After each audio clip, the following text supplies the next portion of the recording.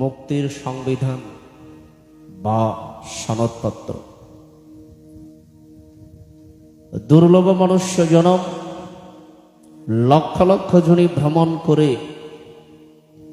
আমরা এই সাধের মনুষ্য জনম তথা মানুষের দেহটা লাভ করেছি।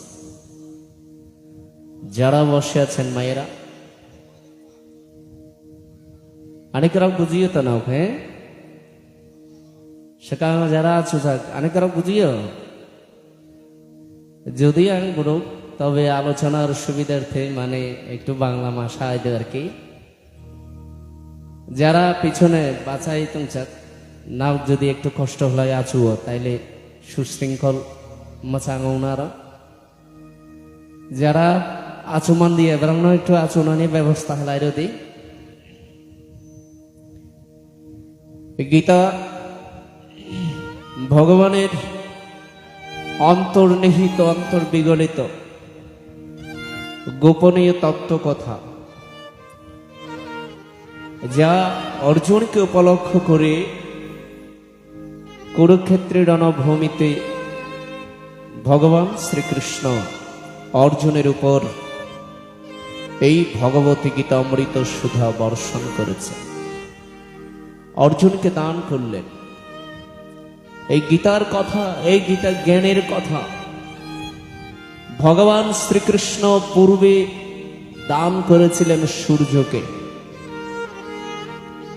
এজন্য গীতায় বলেছেন, গীতার 4র্থ অধ্যায়ে ভগবান শ্রীকৃষ্ণ অর্জুনকে বলেছিলেন, হে অর্জুন, আমি আজ তোমাকে এমন এক জ্ঞানের কথা শ্রবণ করাবো যা পূর্বে আমি সূর্যকে বলেছিলাম, সূর্য তৎপুত্র মনুকে বলেছিল, মনু তৎপুত্র ইক্ষ্বাকুকে বলেছিলেন, কিন্তু এবং পরম্পরা প্রাপ্তমেমম রাজস্বয়বিদঃ সকালেনঃ মহাতয়োবনষ্ঠ পরম তপঃ। কিন্তু কালক্রমে কালের বিবর্তনে পরম্পরা জ্ঞান ক্রমে সেই জ্ঞান বিলুপ্তির পথে। যখন কোনো কিছু লিখে রাখার কোনো সুযোগ ছিল না, এমন একটা সময় ছিল যেমন বৈদিক যুগে, তখনকার দিনের মুনি ঋষিরা একজন আরেকজনের নিকট থেকে শ্রবণ করে সেটা স্মৃতির মধ্যে ধারণ করতেন। ওনারা সেটা ভুলে যেতেন না, আমরা তো ভুলে যাই। আমি এই মুহূর্তে কি বলছি বা এই মুহূর্তে যা বলছি 1 ঘন্টা পরে যদি আবার জিজ্ঞাসা করা হয় হয়তো আমি বলতে পারবো না। আমরা প্রত্যেকেই এরকম। আমাদের বর্তমান এই কলিযুগে আমাদের স্মৃতি একেবারে খুব, বলতে গেলে খুব দুর্বল। আমাদের স্মৃতিতে দীর্ঘদিন স্থায়ী হয় না। আমরা যা কিছু বলি, যা কিছু শুনি, সেটা কয়েকদিন পরে আমাদের মেমোরি থেকে সেটা বিলুপ্ত হয়ে যায়, স্মৃতি বিভ্রম ঘটে। কিন্তু বৈদিক যুগের মুনি ঋষিদের স্মৃতি এমন প্রখর ছিল, একজনের কাছ থেকে শ্রবণ করে যুগের পর যুগ সেটাকে ধারণ করতে পারতেন। এই জন্য সেই বেদের আরেক নাম হচ্ছে শ্রুতি। তাই শুধু মণ্ডলী, এই যে ভগবান শ্রীকৃষ্ণের নিকট থেকে সর্বপ্রথম গীতার জ্ঞান আস্বাদন করেছেন সূর্য, সূর্যের নিকট থেকে আস্বাদন করেছেন তৎপুত্র মনু, মনুর নিকট থেকে গীতার জ্ঞান শ্রবণ করেছিলেন তৎপুত্র ইক্ষ্বাকু। কিন্তু কালক্রমে কালের বিবর্তনে এবং পরম্পরা প্রাপ্তমেমম, পরম্পরাক্রমে বলে সেই জ্ঞান বিলুপ্তির পথে। ভগবান বলছেন, আজ আমি সেই জ্ঞান আবার তোমাকে নতুন করে প্রদান করতে চাই। তাহলে দেখুন, এই যে গীতার জ্ঞান পরম্পরাক্রমে অর্জুন শ্রবণ করলেন এবার ভগবানের শ্রীমুখ থেকে। কোথায়? কুরুক্ষেত্রের রণভূমিতে। আজ থেকে 5000 বছরেরও পূর্বে ভগবান শ্রীকৃষ্ণ কৃপা করে অর্জুনকে এই গীতামৃত জ্ঞান প্রদান করলেন। কখন? যে মুহূর্তে অর্জুন কুরুক্ষেত্রের রণভূমিতে যুদ্ধের জন্য প্রস্তুতি নিয়ে রণাঙ্গনে উপস্থিত, আর সেই বীর যোদ্ধা পাণ্ডবপুত্র অর্জুন রণভূমিতে উপস্থিত হয়ে যে মুহূর্তে তিনি ভেঙে পড়লেন, যে মুহূর্তে তিনি বিষাদে ভারাক্রান্ত হলেন, যে মুহূর্তে তিনি ধনুর্বাণ পরিত্যাগ করে ভগবানের চরণে শরণাপন্ন হলেন, তখনই ভগবান শ্রীকৃষ্ণ অর্জুনকে এই অমৃত বার্তা অমীয় সুধা পান করালেন। তাই গীতা হচ্ছে অমৃত থেকেও অমৃততর। এই গীতা শ্রবণ করলে কি হয়? অর্জুন যেমন গীতা শ্রবণ করে মনের সমস্ত সংশয় সন্দেহকে দূর করতে পেরেছেন, এই গীতা শ্রবণ করলে মানুষের ভ্রান্ত ধারণা দূর হয়। গীতা শ্রবণ করলে মানুষের মধ্যে শুদ্ধ জ্ঞান জাগ্রত হয়। গীতা শ্রবণ করলে মানুষের চিত্ত নির্মল হয়। এই গীতা শ্রবণ করলে সুধীমণ্ডলী সমস্ত জীবের মধ্যে, সমস্ত প্রাণীগণের মধ্যে পৃথিবীর সর্বত্রই ভগবানের উপস্থিতি অনুভব করা যায়। গীতা শ্রবণ করলে অন্তর জগৎ থেকে হিংসা, বিভেদ, বিদ্বেষ এগুলি দূর হয়। গীতা শ্রবণ করলে ভগবানের প্রতি ভক্তি জাগে। গীতা শ্রবণ করলে গঙ্গা স্নানে যে ফল হয়, ভগবতী গীতা আস্বাদন করলে সে ফল হয়। আমরা দেখে থাকি, যখন মন্দাকিনী বা বারুণী স্নানের দিন উপস্থিত হয়, মধুকৃষ্ণ ত্রয়োদশীতে, আমরা যারা পাহাড়ে বসবাস করি, আমাদের পাহাড়ে ত্রিপুরা জনগোষ্ঠী, হাজার হাজার মানুষ আমাদের এই মন্দাকিনীতে সমবেত হয়। কিসের জন্য? স্নানের জন্য। আমরা মনে প্রাণে দৃঢ়ভাবে বিশ্বাস করি, ওই তিথিতে যদি কেউ মন্দাকিনীর জলে স্নান করে তাহলে সে পবিত্র হয়। কিংবা সীতাকুণ্ডে ওই শিব চতুর্দশীতে যদি ব্যাস কুণ্ডে যদি কেউ স্নান করে তাহলে তিনি পবিত্র হবেন। কিংবা বারুণী স্নানে, কিংবা আপনার লাঙ্গলবন্ডে বা ব্রহ্মপুত্র নদীতে স্নান করলে আমরা পবিত্র হই। এই যে আমাদের একটা বিশ্বাস, সেই বিশ্বাসের কারণেই যখন পবিত্রতম তিথি উপস্থিত হয় তখন আমরা স্নানের জন্য ছুটে যাই। ঠিক তেমনি মায়েরা, গঙ্গা স্নান করলে যে পুণ্য অর্জন হয়, গঙ্গা স্নান করলে যেমনি ভাবে আমাদের দেহ পবিত্র হয়, আমাদের মন পবিত্র হয়, আমাদের হৃদয় পবিত্র হয়, ঠিক তেমনি ভাবে গীতা শ্রবণ করলে আমাদের দেহ পবিত্র হয়, মনও পবিত্র হয়। এই জন্য ভগবতী গীতার আরেক নাম হচ্ছে গঙ্গা। গীতার মাহাত্ম্য পড়ে দেখবেন, গীতার মাহাত্ম্যের মধ্যে ভগবত গীতার যে 18টি নাম রয়েছে, সেই 18টি নামের প্রথম নাম হচ্ছে গঙ্গা, তারপরেই গীতা। গঙ্গা, গীতা, সীতা, সত্যা, পতিব্রতা, ব্রহ্মার বলি ব্রহ্মবিদ্যা, ত্রিসন্ধ্যা মুক্তি গেহিনী, অর্ধমাত্রা চিদানন্দা, ভবগ্নি ভ্রান্তি নাশিনী, বেদত্রী পরানন্দ, তপ্তার্থ জ্ঞান মঞ্জুরি। এই যে গীতার নাম, এই গীতার নামগুলোর মধ্যে সর্বপ্রথম নাম হচ্ছে গঙ্গা। মানে গঙ্গাকে ভাগবত শাস্ত্রে যেমনটি বলেছেন, নিম্নগানাং যথা গঙ্গা, পৃথিবীর মধ্যে যতগুলো তীর্থ রয়েছে সমস্ত তীর্থের মধ্যে কলিযুগে হচ্ছে গঙ্গা শ্রেষ্ঠ। কলিযুগে গঙ্গা শ্রেষ্ঠ। গঙ্গার সমতুল্য আর কোনো তীর্থ হয় না, গঙ্গা স্নানের সমতুল্য আর কোনো স্নান হয় না। তাই সুধীমণ্ডলী, গঙ্গা স্নানে মানুষ যেমন আত্মশুদ্ধি এবং সর্বোপরি যেমন আমরা পবিত্রতা অনুভব করি, অর্জন করি, ঠিক তেমনি ভাবে ভগবত গীতা শ্রবণে আমাদের আত্মশুদ্ধি হয়, আমাদের মন পবিত্র হয়, আমাদের দেহ পবিত্র হয়। আর গীতা শ্রবণে কি হয়? দেহে সঞ্চিত পাপ রাশি দূর হয়। আমরা অজ্ঞানে কিংবা সজ্ঞানে প্রতিনিয়ত কত পাপ সমুদ্রে লিপ্ত হয়ে পড়ি। সেই পাপ সমুদ্র, আমাদের এই যে জড়জগতের পাপ আমাদেরকে গ্রাস করে চলেছে। তাহলে সেই পাপ থেকে পরিত্রাণ হব কেমন করে?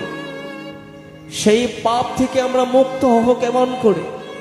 সেই পাপ সমুদ্র থেকে আমরা উদ্ধার হব কেমন করে?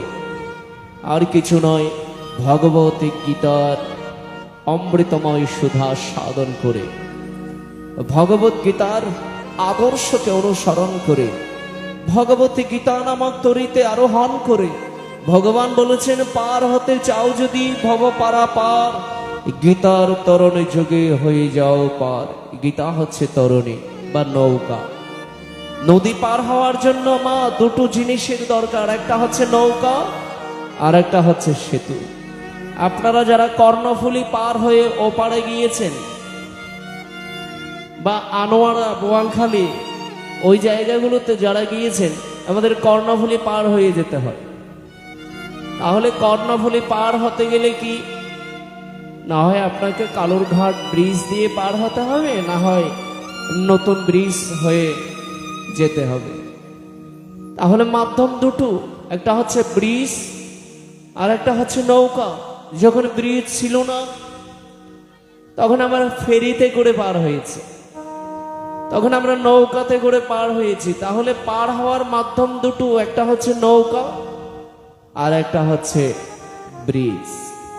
আপনি ব্রিজ ব্যবহার করেও নদী পার হতে পারবেন আর নৌকাতে চড়েও নদী পার হতে পারবেন। মাধ্যম হচ্ছে দুটো। ঠিক তেমনি ভাবে ভগবতী গীতা আর শ্রীমৎ ভাগবত ভবনদী পার হওয়ার দুটো মাধ্যম। এই জন্য ভাগবত শাস্ত্রী বলেছেন, তমাদিদেব করুণা নিধানম তমাল বর্ণম সুহিতয় অবতারম অপার সংসার সমুদ্র সেতু ভজমহে ভাগবত স্বরূপ। অপার সংসার সমুদ্র সেতু, অপার সংসারের সেতু সেটা হচ্ছে শ্রীমৎ ভাগবত, আর ভগবত গীতা সেটা হচ্ছে তরী বা নৌকা।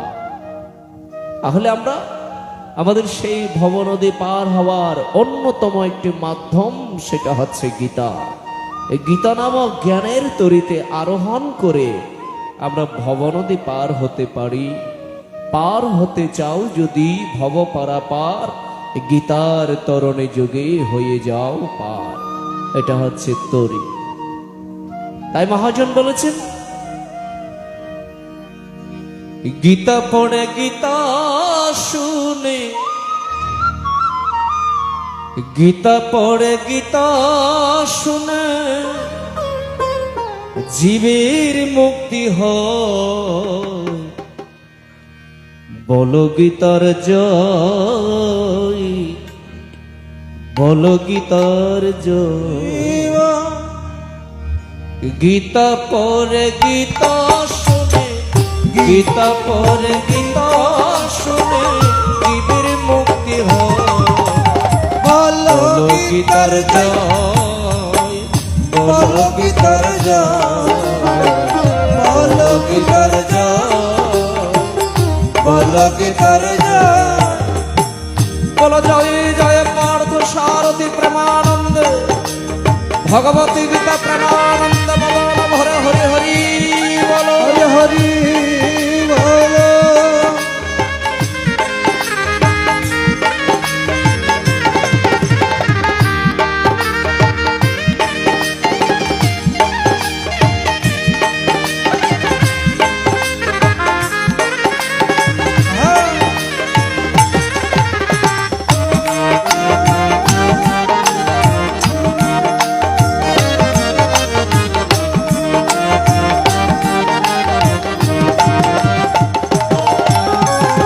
কলির জীবের মুক্তির তরে কুরুক্ষেত্র রণাঙ্গনে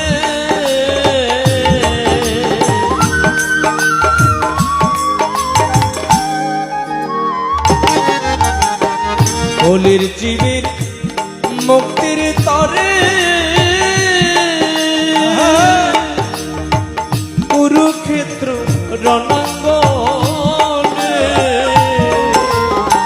শ্রী ভগবান দয়া করে, শ্রী ভগবান দয়া করে, শ্রী ভগবান দয়া করে গীতার বাণী গীতা পড়ে গীতা শুনে জীবের মুক্ত হয়। বলো গীতার জয়, বলো গীতার জয়, বলো গীতার জয়, বলো গীতার জয়। আহা।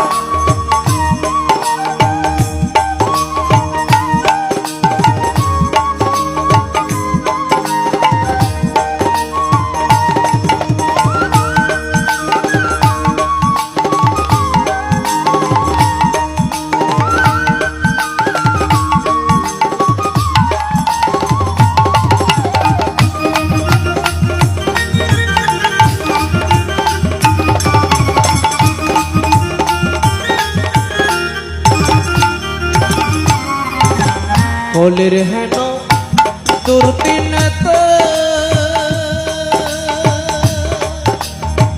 ঝঞ্ঝাবায়ু তুফানেতে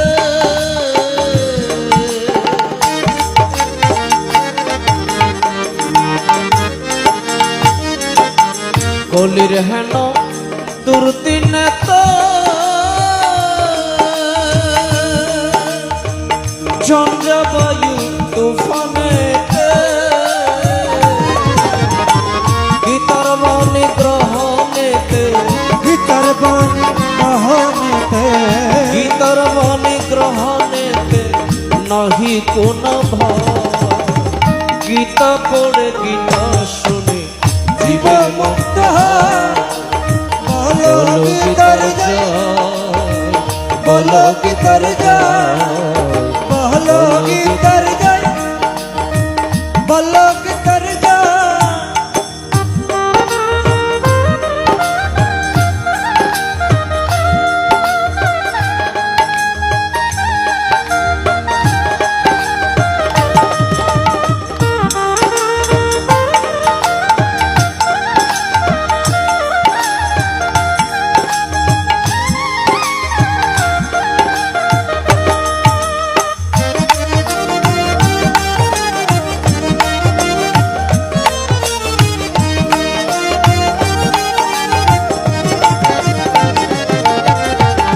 বাঁচিবারে চাহ যদি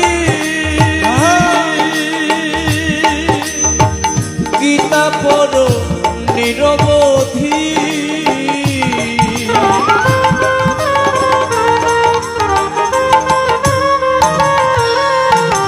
বাঁচিবারে চাহ যদি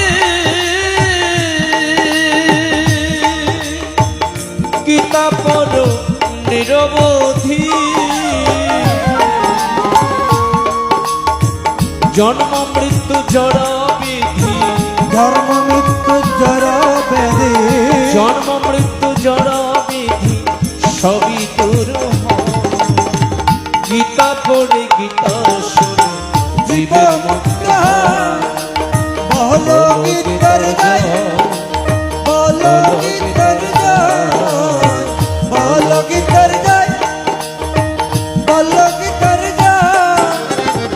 গীতা পড়ে গীতা শুনে, গীতা পড়ে গীতা শুনে, গীতা পড়ে গীতা শুনে জীবের মন